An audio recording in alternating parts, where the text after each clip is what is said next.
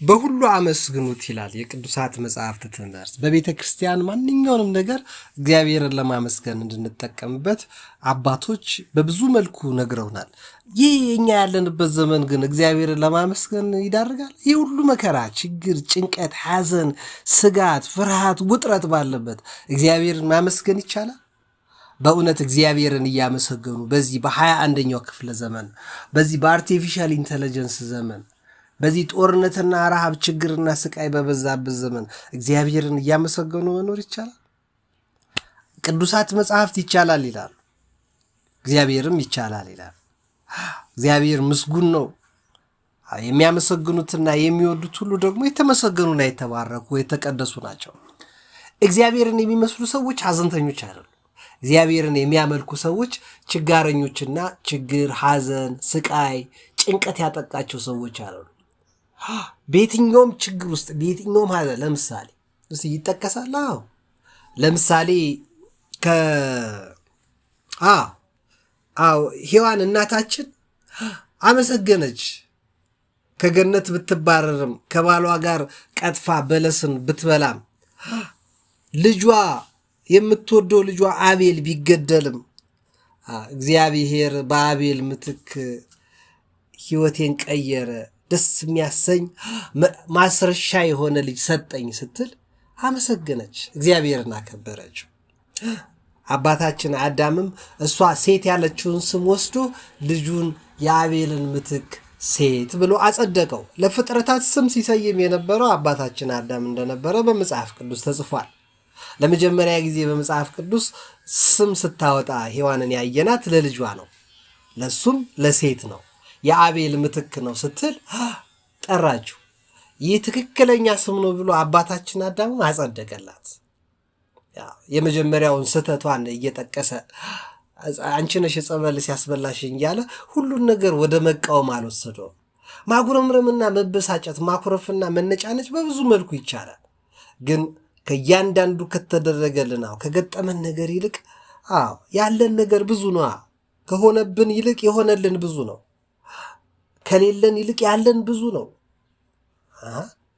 ምን አለኝና እንዴ አንተ እኮ ጥሩ ጫማ የለኝም ብለህ ነው የምታስበው። እግር እንዳለህ መቼ ታስታውሳለህ? ጥሩ መነጽር ስለሌለ አስበህ ይሆናል። አይን የሌላቸው ስንት ሰዎች አሉ እንዴ!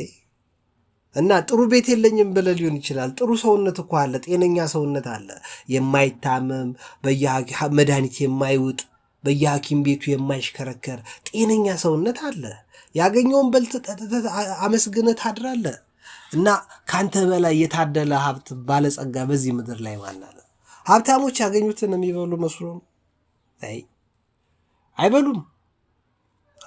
ስትበላ ያዩሃል። ሰራተኞቻቸው ሲበሉ ያሉ፣ ልጆቻቸው ሲበሉ ያሉ እንጂ አይበሉም። ብዙዎቹ ሀብታሞች በተለይ በዚህ በስግብግብነትና በግርግር የተገኘ ሀብት ለምግብ አይበቃም፣ ለደስታ አይበቃም። ማን ነው የሚበላው? ሰራተኛ። በዚህ በአመፃ ገንዘብ መልካም ስሩበት ተብሎ መልካም መስራት የጠሉ ሰዎች በሙሉ በገንዘባቸው ሌሎች ሲጫወቱበት አይናቸው እያየ እያለቀሱ እያዘኑ ወደ መቃብር ይገባሉ። አባቴ ጥሩ ቤት ስላለ፣ ጥሩ መኪና ስለነዳ፣ ጥሩ ትምህርት ስለተማርክ፣ አዋቂ ስለሆንክ፣ የፈለግከው ዓለም ላይ ስለተሽከረከርክ ደስተኛ ነህ ማለት አይደለም።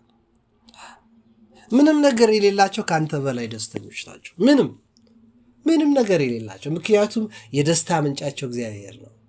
የደስታ ምንጫቸው ቤታቸው አይደለም። የደስታ ምንጫቸው ሀብታቸው አይደለም። የደስታ ምንጫቸው ያላቸው ገንዘብና እውቅና፣ ስልጣናቸውና ውበታቸው አይደለም። እውቀታቸውንና ያላቸውን የዘመድ ብዛት፣ የጋርድ ምንድነው የደህንነት ተቋማት በእነሱ በአርቲፊሻል ኢንተለጀንስ በኮምፒውተር የታገዘ ዘመናዊነት ምናምን መታጀባቸው ደስ አያሰኝም። ከዛ በኋላ የሚገርምህ አባታችን ሄኖክ እግዚአብሔርን ደስ ስላሰኘ እስካሁን ድረስ እንዳይሞት ተፈቀደለት የተባለው ሄኖክ ዛሬ እስከ 2018 ዓ.ም ድረስ ጀምሮ አልሞተም፣ አልበሰበሰም። ይሄ በ40 ዓመታችን የሚሸብት ጸጉር ይዘን ቆዳችን እየተሸበሸበብን በ50 በ60 ዓመት አጥንቶቻችን እየተፈረካከሱ ስንት የሰውነት አካላችን እየጎደለ ባለበት ሰዓት ላይ አባታችን ሄኖክ ከአዳም 7ኛ ልጅ የሆነው ከማን ቀጥሎ ማለት ነው? አዳም አቤልን ወለደ። በአቤል ከሞተበት በኋላ በወንድሙ ግፍ ምክንያት ምትክ ካገኘን ሲሉ በ230 ዓመቱ ሴትን ወልደዋል። ሁለተኛው ትውልድ ነው። ከሴት ቀጥሎ ሴት ሄኖስን ወለደ። ሶስተኛው ትውልድ ነው። ከሄኖስ ቃይናን ተወለደ። 4 ቃይናን መላልኤልን ወለደ። እንደዛ ነው አይደል? ተሳሳትኩ እንዴ? አዳም የታሪክ የፍጥረት ታሪክ ምዕራፍ 5 ላይ አይደል የተቀመጠው? የአዳም ትውልዱ መጽሐፊ ነው። አዳም 230 ዓመት ኖረ። ልጅንም በምሳሌው እንደ መልኩ ወለደ፣ ስሙንም ሴት አለው። ሴትን ከወለደ በኋላ ሴትም ሄኖስን ወለደ። ሄኖስም ቃይናንን ወለደ። ቃይናንም መላልኤልን ወለደ። አልተሳሳትኩም ማለት ነው። መላልኤልም ያሬድን ወለደ። ከያሬድ በኋላ ያሬድ ማንን ወለደ? ሄኖክን ወለደ። ያሬድ ሄኖክን ወለደ። ሄኖክ ማንን ወለደ? ማቱሳላን ረጅም ምድር የኖረው ግልጽ አይደለም? ሄኖክ ማቱሳላን ወለደ ማለት ነው። በጣም እኮ የቤተክርስቲያናችን መጽሐፍ እጅግ በጣም ብዙ ቁም ነገሮች ነው የያዘው። በኋላ እመለስበታለሁ። ግን እንድታስታውሱ ከሄኖክ ማቱሳላን ወለደ። ከማቱሳላ ላሜህን ወለደ። ላሜህ ኖህን ወለደ። 10ኛው ትውልድ ማለት ነው። ግልጽ ነው አይደለ? ይሄ ግልጽ ነው። ስለዚህ ምንድን ነው መደሰት ይቻላል። እንዴት መደሰት ይቻላል? አሁን የጠቀስኩላችሁ ጥቅስ ማን ነው? የሄኖክ 7ኛው ትውልድ ከአዳም 7ኛው ትውልድ ከሴት ጀምሮ ከሴት በአቤል ምትክ ከተወለደው ከሴት ቀጥሎ ሄኖስ፣ ከሄኖስ ቃይናን፣ ከቃይናን መላልኤል፣ ከመላልኤል ያሬድ፣ ከያሬድ ሄኖክ፣ ከሄኖክ ማቱሳላ፣ ከማቱሳላ ላሜ ኖህን ወለደ ይላል። እስቲ አሁን በዘመናቸው ሁሉ እግዚአብሔርን አዳምና ሔዋን በደሉ እያልን ብናዝን ምን እናመጣለን? ምንም። የተቀጡትን ቅጣት እየተቀጣን ነው። ወደ ምድር ነው የመጡት፣ እኛም ወደ ምድር ነው የመጣ ነው። ምድር ላይ ነው የኖሩት፣ እኛ ምድር ላይ ነው የምንኖረው። ይቅርታ፣ ሰማይና ምድር ነው የተሰጣቸው፣ ለእኛም ሰማይና ምድር ነው የተሰጠን።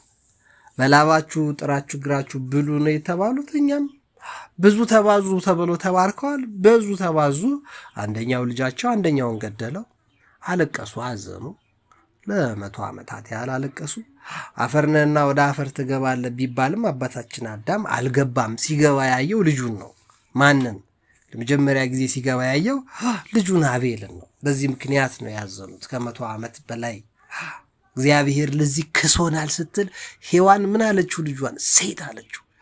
ምትክ ነው ስትል ደስ ተሰኘች። አየህ፣ ሐዘኔን ገፈፈ፣ ጭንቀቴን አራገፈ፣ ታሪኬን ቀየረ፣ አዲስ ምዕራፍ ከፈተልኝ ስትል ልጇን ሴት አለችው። ሴት እግዚአብሔርን የሚያስጠራ ትውልድ ደግሞ ፈጠረ። ሄኖስ የሚባል የተቀደሰ ስም፣ የእግዚአብሔርን ስም የያዘ ንጹሕና ቅዱስ የሆነ ልጅ ወለደ። ሴት ቃይናንን ወለደ።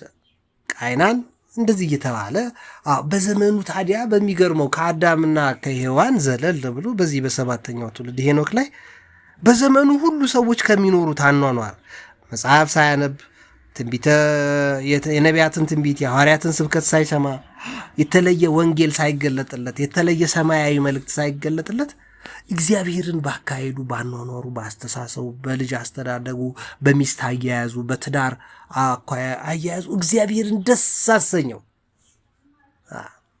አፈር ነህና ወደ አፈር ትመለሳለህ ያለህ እግዚአብሔር ሄኖክ ጋር ሲደርስ ግን አፈር ማድረግ አልፈለገም። አይመጥነውም መሞት ብሎ እግዚአብሔር እስከ ዛሬ ድረስ እንዳይሞት ወሰደው።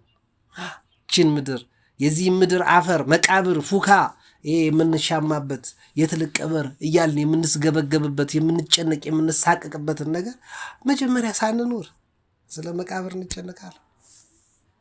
መጀመሪያ ሳንደሰት፣ መጀመሪያ ሳናመሰግን ባለን ነገር ባለ ነገር ሳንደሰት ስለ መቃብር፣ ስለ ሐዘን፣ ስለ መበስበስ የምናወራው በጣም እኮ የሚያሳዝን ነገር ነው በእውነት ወገኖቼ። የተከበራችሁ ወንድም እህቶቼ፣ አዎ ምንቻኮሉ ስለ መቃብር፣ ስለ ሞት፣ ስለ ሐዘን፣ ጭንቀት ለማውራት ነው። ለምን እንደዛ እናወራለን? ሄኖክ በዘመኑ እግዚአብሔርን ደስ አሰኘው። የተለየ አካል አይደለም የያዘው። እንደኔ እንዳንተ ወንድ ነው። እንደኔ እንዳንተ ወንድ ነው። እንደ እህቶቻችን እንደ እናቶቻችን ልጆች ሴት ልጆች እንዳሏችሁ ደግሞ ሴት ነው። ሴቶቹ ከሴት ሚስት አለው፣ ልጆች አሉት። የተባረከ ልጅ አለው ልዞ ማቱሳላ የሚባል ሴቶችም ልጆች አሉት። እግዚአብሔር ግን እንዴት ደስ ማሰኘት እንዳለበት ቸርች ሳይሄድ መስጊድ ሳይገባ ቤተ ክርስቲያን ሳይሳለም ጠንቋይ ቤት ሳይልከሰከስ አዋቂዎች ጋር ሳይርመጠመጥ የዚህ ዓለም ሊቃውንት ጋር አለ ብሎ ሳይንከራተትና ሳይቅበዘበዝ ባለው አመስግኖ ደስተኛ በመሆኑ የተነሳ እግዚአብሔር አዳምና ሔዋን ላይ የወሰደውን እርምጃ ሄኖክ ጋር ሲደርስ አነሳ። ሞትን እንዳያይ አደረገው እግዚአብሔር። ይሄ መኖር ያለበት ሰው ነው። መኖር ያለበት ሰው ነው። ይሄ መሞት የለበትም። መቃብር መግባት የለበትም። መበስበስ የለበትም። አዎ አፈር ነህና ወደ አፈር ትመለሳለህ ብልም ሊገባ አይገባም ያለ ጊዜው ብሎ ጊዜ ሰጠው። ወዳጅ አሁን ክርስቶስ ከተወለደ 2018 ዓመት ነው አይደል? ከክርስቶስ ልደት በፊት ቢያንስ 5000 ዓመት አካባቢ ዝም ለቁታል። ወደ 7000 ዓመት እኮ ሄኖክ አልሞተም። ምን አይነት ቆዳ፣ ምን አይነት ጄኔቲክ ኢንጂነሪንግ፣ ምን አይነት ዲኤንኤ፣ ምን አይነት ክሮሞዞም፣ ምን አይነት የሰው ልጅ ሴሉ ከኛ ይለያል። ባዮሎጂው ከኛ ይለያል። አናቶሚና ፊዚዮሎጂው ከኛ ይለያል። ለሕክምና ጠበብት ይህንን ነገር አስበውበት ያውቃሉ? እኔ በተማርኩት የሕክምና ጥቂትም ብትሆን የሕክምና እውቀት ላይ እንዲህ አይነት እውቀት የለም። እያንዳንዱ ሴሎቻችን ያረጃሉ። እያንዳንዱ ሴሎቻችን ይበሰብሳሉ። እያንዳንዱ ሴሎቻችን ይቀየራሉ። ለዛው ምግብ ካገኙ ነው፣ አየር ካገኙ ነው፣ ፀሐይ ካገኙ ነው። አዎ ሚበላ ካገኙ ነው። ሳይንስ ምግብ ከሌለ ትሞታለህ ነው የሚለው። 7000 ዓመት አንድ ሰው ሄኖክ የሚባል ሰው ሳይሞት እንዴት ኖረ? ስለ መበስበስና ስለ አለመበስበስ ይህ ዓለም ያውቃል? አያውቅም። ለዛ ነው ምስጋና የራቀን። በቁሙ የበሰበሰ ሰው እንዴት ማመስገን ይችላል? ወንድም እህቶቼ አያሳዝንም? ባለን ማመስገን ካቃተን እንደ ሄኖክም እኮ እንደኛ ሰው ነው እንዴ? አዎ አባቶች ጠቅላላ ሄኖክን በጠቀሱበት ቅዱስ ጳውሎስን በዕብራውያን መልእክቱ ምዕራፍ 11 ላይ ሄኖክ ሳይወሰድ እግዚአብሔርን ደስ አሰኝቶታል ብሎ ጽፎልናል። ከአዳም 7ኛ የሆነ ሄኖክ ብሎ ሐዋርያው ቅዱስ ይሁዳ የያዕቆብ ወንድም ይሁዳ አንዲት መልእክት ባላት ምዕራፉ ላይ የሚገርም ነገር ስለተነበየው ትንቢት ተናግሮለታል። ሄኖክ እግዚአብሔርን ደስ አሰኝቷል ማለት ነው። ባለውም ያመሰግናል፣ በሌለውም ያመሰግናል። በመጠን መኖር ይችልበታል ማለት ነው። ይህ እኮ ጥበብ ነው ወዳጅ። የሌለህን እየቆጠርክ ማልቀስ ምን ይሰራል? የጎደለሽን እየቆጠርሽ ማላዘን ምን ይሰራል? ይህ ደስ ይላል? ስለ ሰውነትሽ ይጠቅመዋል? አይጠቅምም። በእውነት እንዴት ነው እግዚአብሔርን ደስ ያሰኘው? ቤተ ክርስቲያን ሳይኖር መጽሐፍ ሳይጻፍ እንዴ ነቢያትና ሐዋርያት ሳይገለጡ ሄኖክ እንዴት ነው እግዚአብሔርን ከሰዎች ልጆች ሁሉ በዘመኑ ከነበሩት ሁሉ በተለየ መልኩ ያስደሰተው? እግዚአብሔር ሰላም ነው፣ ሄኖክ የሰላም ሰው ነው። እግዚአብሔር ፍቅር ነው፣ ሄኖክ የፍቅር ሰው ነው። እግዚአብሔር ትሁት ነው፣ ሄኖክም ትሁት ነው። እግዚአብሔር ሰውን በመፍጠሩ ደስተኛ ነው። ሄኖክም ከሰው ጋር አብሮ በመኖሩ በመተጋገዙ በመደጋገፉ ደስተኛ ነው። የሰው ልጆች ጭንቀት፣ የሰው ልጆች ሐዘን የሚሰማው ነው ሄኖክ። እንደ እግዚአብሔር ለሰው ልጅ ምቾት፣ ለፍጥረታት ደህንነት፣ ለዓለሚቷ ማማርና መድመቅ ብቻ ሳይሆን ነፍሱን ያደመቀ ቅድስና ያለው በንግግሩ፣ በሐሳቡ፣ በአስተያየቱ፣ ባካሄዱ፣ ባኗኗሩ ጠቅላላ ባመጋገቡ ከሚስቱ ጋር ባለው ግንኙነት ከልጆቹ ጋር ባለው ግንኙነት እጅግ በጣም ጤነኛ ነው እኮ። እግዚአብሔርን ደስ አሰኘው። ወላጅ ይልሃል ሄኖክን መሆኑ፣ ልጅስ ይልሃል እንደ ሄኖክ ነው፣ አባትስ ይልሃል እንደ ሄኖክ መሆን ነው። አዎ አዎ፣ አያት አሉት ያማሩ፣ አባት አለው ያማረ፣ ግን ከነሱ ሁሉ የሚበልጥ ውበት አለው ሄኖክ።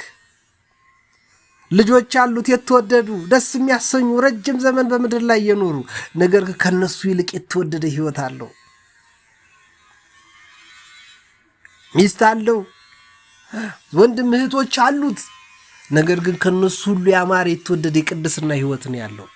አኗኗሩ ፍጥረትን ደስ ያሰኛል። በቃ በምድር ላይ መመላለሱ እግዚአብሔርን በአይኑ ፊት በእግዚአብሔር አይን ፊት ሲመላለስ እጅግ ደስ አለው። ስለዚህ ይቅርታ እግዚአብሔር እንዳይሞት አደረገ እና ወሰደው፣ እንዳይሞት አደረገው። ስለዚህ የትኛው የሕክምና የትኛው ስለ ሴል ወይ የትኛው ስለ ፍጥረት ነፍስ ስላላቸው ህይወት ስላላቸው ፍጥረታት የሚያጠና የትምህርት ዘርፍ ነው ሴል አይበሰብስም የሚለው። እግዚአብሔር ከወደደ ለእግዚአብሔር የሚሳነው ነገር አለ ሲላት ነው እመቤታችን ቅድስት ድንግል ማርያም ራሱ ለቅዱስ ገብርኤል ይኩነኒ ነያመቱ ለእግዚአብሔር ይኩነኒ በከመ ትቤለኒ አለችው።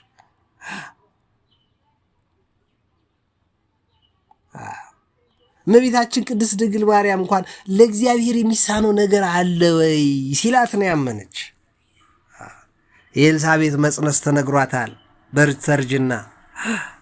ዘካርያስ ካህኑ ሽማግሌው ዮሐንስን መጽነሱ ተነግሯታል። ማጸነሱ ይቅርታ፣ ያው ቃላት እንግዲህ አይገልጹት የሃይማኖትን ነገር።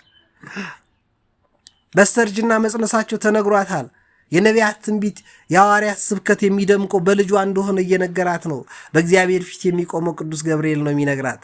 ነገር ግን ይህ ነገር እንዴት ይሆናል ብላ ተጠራጥራ አይደለም የጠየቀችው። የማይሆን ነገር አታውራ ነው ቅዱስ ገብርኤልን ያለችው። ትክክል ነውች፣ ጥያቄዋ ትክክል ነው። የእኛ እናት ወላዲተ አምላክ በእውነት እንዲህ ያለች ደስ የምታሰኝ የምታኮራ ከሄኖክ ይልቅ ከፍ ያለ ልብ ሰብዕና ያላት አእምሯ፣ ነፍሷ፣ ስጋዋ የተባረከና የተቀደሰ አካሄዷ ሁሉ እግዚአብሔርን ደስ የሚያሰኝ ለሄኖክ ምድር ላይ አለመኖር አለመበስበስ በህይወት መኖር ሲሰጠው ለእሷ ግን ራሱን ሰጣት ጌታ። ምን ስላለች? ይኩነኒ በከመ ትቤለኒ፣ ምክንያቱም ለእግዚአብሔር በእርግጥም የሚሳነው ነገር የለም ብላ አመነቻ። ዛሬ ሰውን ለማዋረድ፣ ሰውን ለማንቋሸሽ፣ ቅዱሳንን ለማራከስ፣ ለቅዱሳን መላእክት ክብር ላለመስጠት፣ ለቅድስት ቤተ ክርስቲያን ክብር ላለመስጠት፣ ቅድስት ቤተ ክርስቲያን ለያዘችው መጽሐፍት፣ ለብራናዎቹ፣ ለቅዱሳት መጽሐፎቿ፣ ለቅርሶቿ፣ ለሀብታቶቿ፣ ለበዓላቷ፣ ለአደባባዮቿ ክብር መስጠት ያቃተው ትውልድ ከራሱ ጋር እኮ ነው እየተጣላ ያለው። ከቤተ ክርስቲያን ጋር ነው እየተጣላው። ጳውሎስ የመውጊያውን ብረት ብትቃወም ለአንተ ይብስብሃል ሳውል ሳውል ነው እኮ የተባለው አይደል? ከቅድስት ቤተ ክርስቲያን ጋር የሚጣላ ሁሉ ይደቃል፣ መጨረሻው የት ይሄዳል? ከእግዚአብሔር ጋር የሚጣሉ ሁሉ ይደቃሉ ነው ተብሎ የተጻፈው። በመዝሙር 33ም ጻድቃንን የሚጠሉ ይጸጸታሉ ተብሎ ተጽፏል። ይህ ሁሉ የምንድነው ነው? የሐዘን እንደዚህ ጭንቀት፣ ጸጸት ምናምን የሚመጣው ደስተኛ ካለመሆን እኮ ነው ወዳጄ። ደስተኛ ካልሆን ከአንተ ባለህ ማመስገን ካልቻልክ፣ ጤነኛ አካል ስላለ ደስተኛ መሆን ካልቻልክ፣ ነገ ሊፈጠር በሚችለው ምን አገባህ አንተ? ዛሬ በትክክል ኑር፣ አካሄድህን አስተካክል፣ ከወላጆች ተስማማ፣ ከወንድም ከእህቶች ጋር ተስማማ፣ ያለህን አመስግን፣ ተጠቀምበት። አትስገብገብ፣ ጨካኝ አትሁን፣ ክፉ አትሁን፣ ራስህን ከፍ ከፍ አታድርግ፣ አትመጻደቅ፣ አትኩሪ፣ ባለሽ ነገር አትመጻደቂ፣ ሌሎች እህቶችሽን አታቃይ፣ ራስሽን ከፍ ከፍ አታድርጊ። ራሱን ከፍ ከፍ የሚያደርግ ይዋረዳል ተብሏልና ዝቅ ዝቅ ይላል። ራሱን ከፍ የሚያደርግ ይዋረዳል፣ ዝቅ ዝቅ ይላል። ራሱን ዝቅ ዝቅ የሚያደርግ ደግሞ ከፍ ከፍ ይላል ተብሎ ተጽፏል። ምንድነው? በልክ ነው መኖር እኮ በቃ ጥበብ ይሄ እኮ ነው። ለዚያ ነው በማቴዎስ ወንጌል ምዕራፍ 5 ላይ ምንድነው የተባለው? ብርሃናችሁ በሰው ፊት ሁሉ ይብራ። መልካም ስራችሁን አይተው በሰማይ ያለው አባታችሁን እንዲያከብሩ ብርሃናችሁ በሰው ፊት ይብራ። ብርሃን ማለት መልካም ስራ እኮ ነው። መልካም ስራ ማለት ነው እንዴ? ብዙ እንጀራ ካለ የተወሰነውን እንጀራ ለድሃ መስጠት፣ ብዙ ልብስ ካለ የተወሰነውን ልብስ ለሌለው መስጠት፣ ብዙ ሀብት፣ ብዙ አቅም፣ ብዙ ጉልበት፣ ብዙ ችሎታ ካለ ለሌለው መስጠት፣ አለመሰሰት፣ ብዙ ገንዘብ እግዚአብሔር ካበረከተል ገንዘብ ለሌላቸው ማካፈል፣ ብዙ ቤት ካለ የተወሰነውን፣ ብዙ መኪና ካለ የተወሰነውን፣ ብዙ እውቀት ካለ እውቀትን ማካፈል እኮ ነው። እኔ እንኳን እቺ ትንሽ እውቀቴን ይወል አካፍል እያልኩ አይደል የተማርኳትን ከቤተ ክርስቲያን ያገኘኋትን። ወንድም እህቶች ስጡ ይሰጣችኋል ነው ተብሎ የተሰጠው የተነገረ። አዎ ባርኩ፣ አስደስቱ፣ ትደሰታላችሁ፣ አግዙ፣ ትታገዛላችሁ። ጎዶሎ ሙሉ፣ ጎዶሏችሁ ይሞላል። ሰዎች እንዲደሰቱ አድርጉ፣ እናንተም ትደሰታላችሁ። የጌታን ስም የሚጠራ ከአመፅ ይራቅ ተብሏል። ከአመፅ ራቁ። የጌታን ስም ስትጠሩ፣ የእግዚአብሔርን ስም ስትጠሩ፣ አላሁ አክበር ስትሉ፣ አዎ ከአመፅ ራቁ፣ ክፋትን ሽሹ፣ ቅዱሳን ሁኑ በእግዚአብሔር ፊት። እግዚአብሔር ስሙን የሚጠሩ ስሜን በከንቱ አትጥሩ ብሏል። ስሙን የሚጠሩት ጠቅላላ ቅዱሳን እንዲሆኑ ይፈልጋል። እግዚአብሔር ፍጹም ነውና እናንተም ፍጹማን ሁኑ ተብሎ በዚሁ ምዕራፍ እኮ ነው የተጻፈው። በምዕራፍ 5 ቁጥር መጨረሻ ላይ ምንድነው 48 ላይ የሰማዩ አባታችሁ አላህም በሉት፣ ጆሆቫም በሉት፣ ጂሰስም በሉት፣ ባሃይም በሉት፣ እግዚአብሔርም በሉት፣ ዋቃም በሉት፣ የሰማዩ አባት ፍጹም ነው፣ እናንተም ፍጹማን ሁኑ። ስለ ሰማዩ አባት እየተጨቃጨቃችሁ ዘመናችሁን በከንቱ አትፍጁ። መጀመሪያ ተደሰቱ። መጀመሪያ ትክክለኛ ደስታ፣ ትክክለኛ ሰላም ይኖራችሁ። እግዚአብሔር በሕይወታችሁ ይክበር። አይመስላችሁ? ይሄ ለእናንተ የምነግረው ጠቅላላ ለእኔም ይሰራል። ባለኝ ማመስገን ነው። ያጣሁትን ብቆጥሮ ምን ይሰራል? ምን አመጣለሁ? ያጣሁትን ብቆጥሮ ምንም። ምን እጨምራለሁ? ያጣሁትን ቆጥሬ እኔ ላይ ምንም። ያሉኝን እድሎች ብቆጥራቸው፣ እግዚአብሔር ያነጋልኝን ቀን ብቆጥረው፣ የሚያሳየንን ከዋክብት፣ ደመናውን፣ ሰማዩን፣ መሬቱን፣ አዋፋቱን፣ ውሃዎቹን፣ ወንዞቹን መንግስት ደግሞ እግዚአብሔር ይመስገን እያጸዳልኝ ነው። እኔ በጣም በእውነት እንደ ንጉሥ እኮ እግዚአብሔር እየተንከባከበኝ ነው። መንግስቱ ወንዞቹን እያጸዳልኝ ነው። መንገዶቹን እያስተካከለልኝ ነው። በቃ እኔ አላዘዝኩት። ስራዬን ቢያፈናቀለኝ አንዳንድ ነገር ቢጎልብኝ እየጎደለኝን ለምን እቆጥራለሁ? እግዚአብሔር ወንዞቹን ንጹህ አድርጎ ነበር የፈጠረው። ንጹህ የሚያደርግ ሰው አዘጋጀልኝ። እኔ ማመስገን ነው የእኔ ድርሻ። በሁሉ አመስግኑ። ያላችሁን አካፍሉ። ታዲያ ያላችሁን አካፍሉ። እኔ እንኳን ከሚሰጠኝ ላይ አካፍላለሁ። ጓደኞቼ ከሚረዱኝ ላይ ይረዳለሁ በአቅሜ። አባ ገብረ ኪዳን እንኳን ለዘረጉት የሐኪም ቤት ግንባታ የሚችላትን አዋጥቻለሁ እዚሁ ጓደኞቼ ከሰጡኝ ላይ። አሁንም በቀደመም ባለፈው ከአሜሪካ አንድ ወዳጄ ቢረዳኝ ረድቻለሁ። አሁንም ደግሞ ለምንድን ነው? እንድትረዱ ነው። እናንተ ብዙ ያላችሁ ሰዎች ለእኔ እንድታደንቁ ያረደ 100 ብር መስጠት ብርቅ ነው እንዴ? አይደለም። እናንተ ብዙ አላችሁ። እኝ ብላችሁ ይዛችሁ ታቀፋችሁት ምንም ስራ አልሰራችሁበትም። ስሩበት፣ ጽድቅ ስሩበት። በዚህ በአመፃ ገንዘብ መልካም ስሩበት ተብሏል። ይሄ ገንዘብ ነው የሚያባላል። ፊታችሁን እኮ ያጨማደደ ያኮሳተራችሁ፣ ከሰው እንድትተራራቁ ያደረጋችሁ ያላችሁ ነገር እኮ ነው። ያላችሁን ልትደሰቱበት ነው ወይስ ከሰው ልትራራቁበት ነው የሚገባው? ያላችሁን ሰው ልታስደስቱበት ነው የሚገባው ወይስ ልትደሰቱበትና ልታስደስቱበት ነው የሚገባው? ልታዝኑበት አይገባም። ወንድም እህቶች አስተውሉ። እውቀታችሁን ተጠቀሙበት፣ ጸጋችሁን ተጠቀሙበት፣ እግዚአብሔር የሰጣችሁን ሀብት ተጠቀሙበት፣ ውበታችሁን ተጠቀሙበት። እግዚአብሔርን አመስግኑ፣ ስገዱለት ለእግዚአብሔር። ይህን ውብ አድርገህ የፈጠርከኝ አምላክ በሉ ቆንጆዎቹ። ቅምጥሊቷ ግን በሕይወቷ ሳለች የሞተች ነች እንደምትባለው አትሆኑ። እጅግ ውብ አድርጎ የፈጠራችሁ ሰዎች ወንዶችም ሴቶችም ልትኖሩ ትችላላችሁ። ቅምጥል የምትሆኑ ከሆናችሁ በቁም እኮ እንደበሰበሳችሁ ቁጠሩት። ተጽፏላ በመጽሐፍ ሙታንን ይቀብሩ ዘንድ ለሙታን ተዋቸው ተብሏል። ውበት ይልሃል። ምን አይነት ውበት ነው? ጽድቅ መስራት ነው። ቅድስና ይልሃል። ለተራበ ማብላት፣ ለተጠማ ማጠጣት ነው ውበት። በቃ ይሄ ነው ድምቀት። የተጣሉትን ማስታረቅ፣ ለጎረቤት ሰላም መስጠት፣ ጎረቤቶች ይሄ ነገር ይቸግራቸዋል ብሎ ማሰብ። ወንድሜ ይሄን ሊያጣ ይችላል፣ እህቴ ይሄ ሊጎላት ይችላል፣ ዘመዶቼ ይሄ ነገር ሊቸግራቸው ይችላል፣ የሚጠይቃቸው ሰው ላይኖር ይችላል፣ እስቲ ላግዛቸው ብሎ ሄዶ ማገዝ። የጎደለው ይሄ ነው ውበት በቅዱሳት መጽሐፍት የተጻፈው። ሄኖክ አካሄዱን እግዚአብሔርን ደስ የሚያሰኝ ስላደረገ መቃብር ይገባ ዘንድ እግዚአብሔር አልፈለገ። እግዚአብሔር እንዴ ክብር ለሚገባው ክብር ይሰጣል። ሰው ብቻ መስሎ ነው እንዴ ክብር የሚሰጠው? አዳምና ሔዋን ክብር ስለማይገባቸው ከገነት አስወጣል። ከአንተ ከእኔ መካከል ክብር የሚገባ አንተ ከሆንክ አንቺ ከሆንሽ ያከብርሻል። እግዚአብሔር ያከብረሃል። አዳምና ሔዋን ከገነት ያስወጣ እግዚአብሔር ለሄኖክ ግን አለመሞትን ሰጠው። ይህ አይደንቅም? ዛሬ አንዳንድ እንግዲህ ይኸው በዘመናችን የእመቤታችን ቅድስት ድንግል ማርያም አካል በስብሷል አልበሰበሰም ለማለት ክብር ይግባትና ጌታችን መድኃኒታችን ኢየሱስ ክርስቶስ እንኳን ያደረበት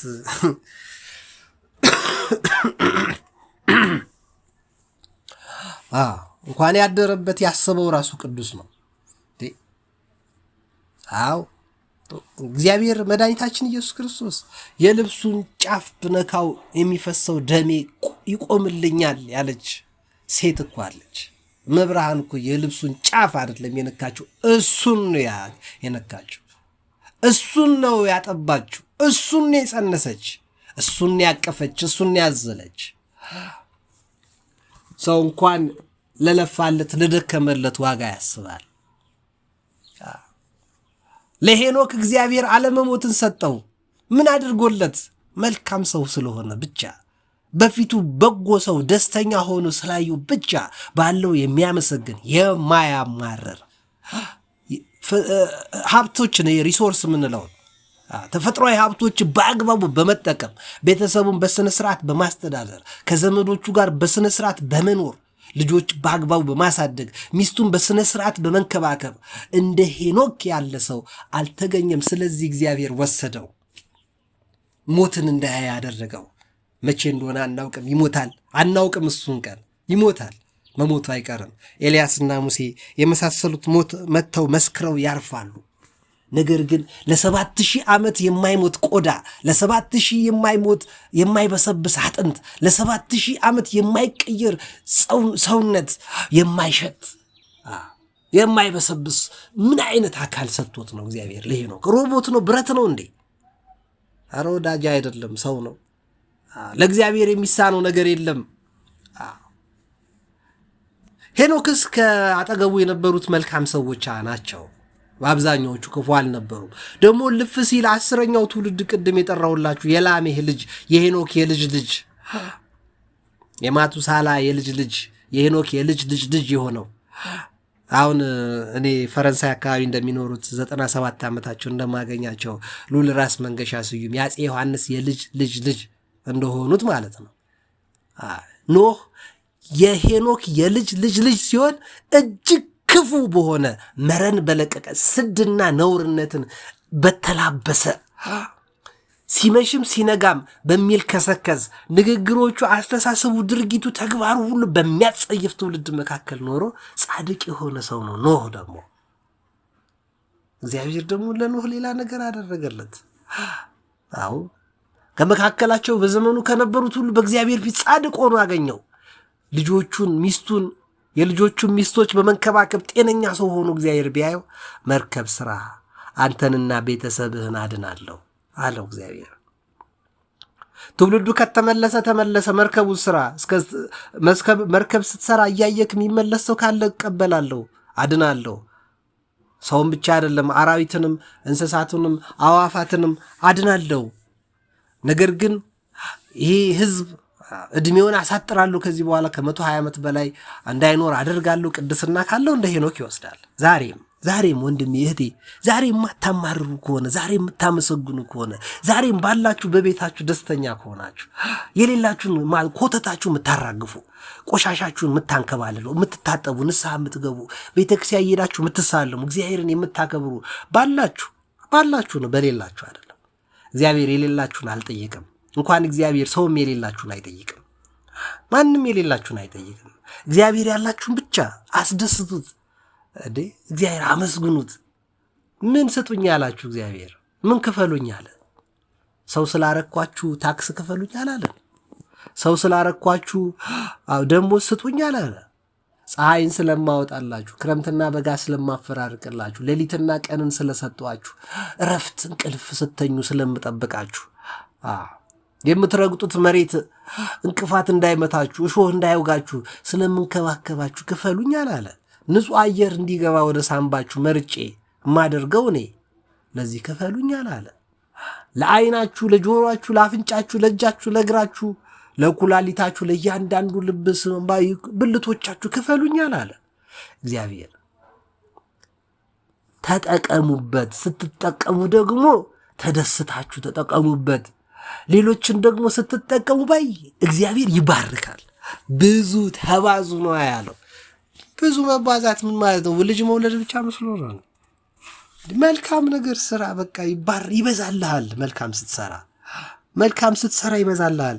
አው ቅዱስ ዮሐንስ አፈወርቅ እንደሚለው ታላላቅ አባቶች እንደሚናገሩ የሃይማኖት ትምህርት ራሱ መልካም ትምህርት መስጠት ዕውቀት እየበዛ ነው የሚሄደው። የአባ ገብረ ኪዳን ትምህርት አሁን ዕውቀታቸው እየቀነሰ ነው የሚሄደው እየጨመረ፣ የኔታ እሸቱ ዕውቀት እየጨመረ ነው እየቀነሰ ነው የሚሄደው።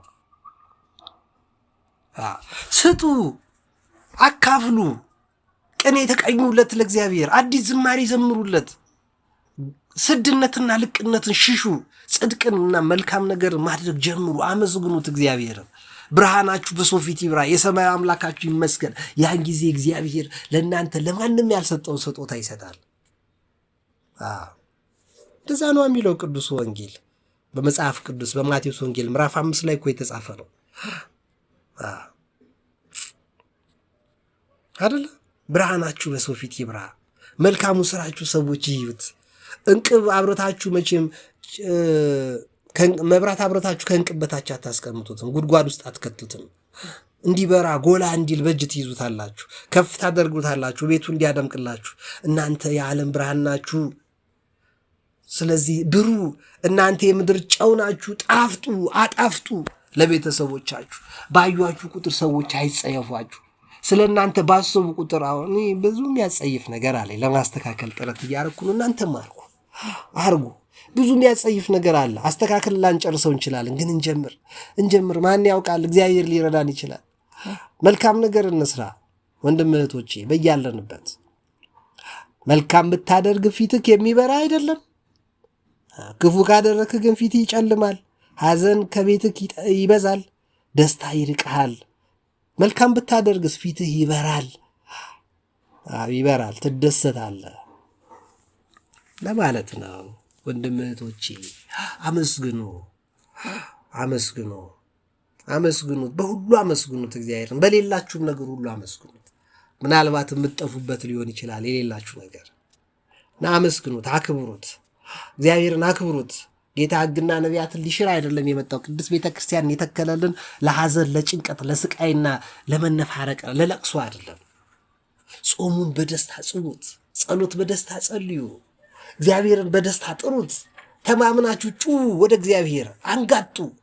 እጃችሁን ኢትዮጵያ እጆቿን ወደ እግዚአብሔር ነው የምትዘረጋው። የሰማዩ አምላክን እግዚአብሔርን ተስፋ አድርጉት። ሰውን ተስፋ የሚያደርግ የተረገመ ነው። እግዚአብሔርን ተስፋ እናድርግ። በችግራችን በጭንቀታችን ሁሉ መውጫ ያዘጋጅልናል ለማለት ነው። ወንድም እህቶቼ የሰማነውን ለሕይወት ያድርግልን። መልካም ስራ ሰርተን ሰማያዊ መንግስቱን ለመውረስ የአባቶቻችን የቅዱሳን አምላክ እግዚአብሔር ይፍቀድልን። የሁላችንን መጨረሻ ያሳምርልን። አትጥፉ። መልካም ሀሳብ አስተያየቶቻችሁን አካፍሉ።